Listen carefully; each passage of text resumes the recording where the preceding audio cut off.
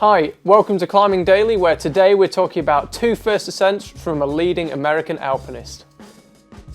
It's not been a vintage season so far down in Patagonia, but that hasn't stopped Colin Haley, who's knocked off 2 peaks from the unclimbed list. He spends several months of every year down in this part of the world, and he's climbed so much there that nearly all his projects now require a 3 or 4 day weather window, quite a rare event.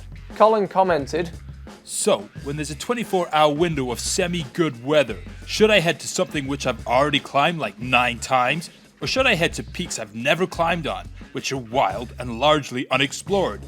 Obviously, put that way, the decision is easy." I very much doubt that's how Colin talks, but a nice effort and American accent from our producer.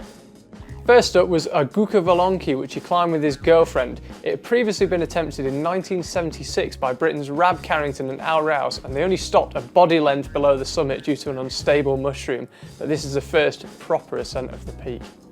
Next was Cerro Marconi Central, which he climbed with Rolando Garibotti. This peak had only ever been attempted once before, so this is a pretty good effort. The grades for these routes aren't particularly difficult, so these aren't revolutionary ascents by any means, but it just goes to show you what a bit of motivation and local knowledge can do for you. Check out this amazing video from Patagonia tracing Colin's journey from cascade climber to world-class alpinist. 3 years ago, Colin Haley exploded on the alpine climbing scene. It was like he came out of nowhere. It seemed like every 3 months there was a new article about him in the magazines, and always the question was clear. How does a 22-year-old college student enter the elite ranks of alpinism?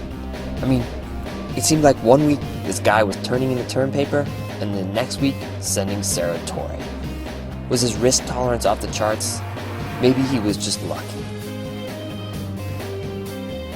I see a lot of people who are really good climbers and they're on an alpine route, and even if they're acing the route finding, the climbing's easy for them, everything should be going fine, they falter simply because they constantly feel, not at ease and worried and nervous because they're out of their element.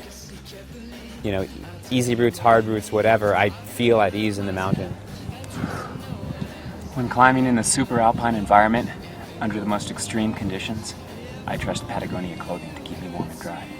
In the last decade, there may have been alpinists who have climbed harder, but it's arguable that no American has climbed more big alpine routes than Colin. He's done it in Alaska, in Patagonia, in Chamonix, the Himalaya, but it all began right back here in the Cascades.